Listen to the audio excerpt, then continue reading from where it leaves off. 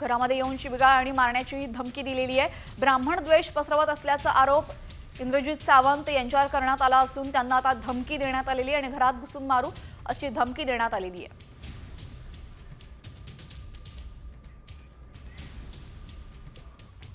म्हणजे समजून जा तुम्ही काय करायचं आता। म्हणजे काय? ठीक आहे, आता मुद्दा असा आहे की तुम्ही ज्या रेफरन्सचा बोलले ना त्याच्यामध्ये संभाजी महाराज काय करत होते हे पण सांगा ना लोकांना। काय करत होते? ते पुस्तक तुम्ही ज्याचा रेफरन्स दिला ते बोलले ना तुम्ही। कुठलं की पुस्तक? संभाजी महाराज अय्याश होते, कोण हे सांगा ना त्याच्यामध्ये। कुठल्या पुस्तकाचा रेफरन्स दिलाय? तुम्ही दिला ना पुस्तकात ज्या विदेशी माणसाचा तुम्ही उल्लेख दिला। कुठल्या? साहेब, ब्राह्मणांबद्दल एवढं वक्तव्य करू नका। तुम्ही ब्राह्मणांच्याच मुख्यमंत्र्यांच्या हक्कात आहे, लक्षात घ्या। म्हणजे काय करणार आहेत मग ते?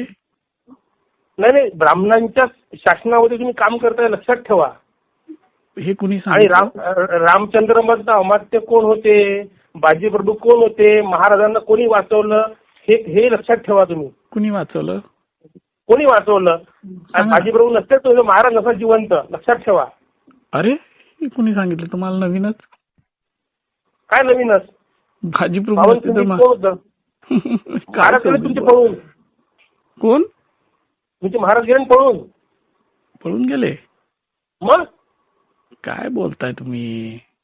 तुम्ही इतिहास पूर्ण वाचा, लक्षात घ्या। नाही, ब्राह्मणांवर फक्त ब्राह्मणांना बोलल्याने तुमचं काही होणार नाही, लक्षात घ्या। काय होणार नाही म्हणजे? ब्राह्मणांना शिव्या दिल्याने काही नाही। तुम्ही असाल ना, तुम्ही म्हणता ब्राह्मणांमुळे संभाजी महाराजांना पकडलं, असं मी नाही म्हणत।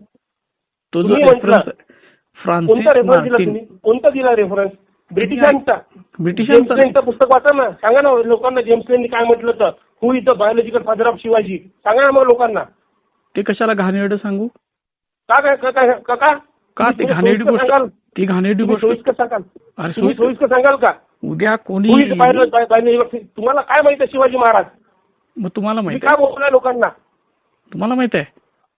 तुम्ही कोल्हापूरला जिथे असाल ना, लक्षात ठेवा, ब्राह्मणांची ताकद कमी समजू नका, लक्षात घ्या। तरी संपूर्ण कॉल रेकॉर्डिंग आपण ऐकलेली आहे। या रेकॉर्डिंगची साम टीव्ही कोणतीही पुष्टी करत नाही। मात्र इतिहास अभ्यासक इंद्रजित सावंत यांना अशा पद्धतीने फोन करून धमकी देण्यात आलेली आहे, शिवीगाळ करण्यात आलेली आहे आणि ब्राह्मण द्वेष पसरवत असल्याचा आरोप समोरच्या व्यक्तीने केलेला आहे। धमकी आणि शिवीगाळ करणारा कॉल रेकॉर्डिंग नुकताच आपण ऐकला। साम टीव्ही या रेकॉर्डिंगची पुष्टी करत नाहीये, मात्र इतिहास अभ्यासक इंद्रजित सावंत यांनी स्वतः ही कॉल रेकॉर्डिंग समाज माध्यमात टाकलेली आहे आणि ब्राह्मण द्वेष पसरवत असल्याचा आरोप त्यांच्यावर करण्यात आला असून त्यांना धमकी देण्यात आलेली आहे, त्यांना शिवीगाळ करण्यात आलेली आहे, घरात येऊन मारू अशी धमकी यामध्ये देण्यात आलेली आहे।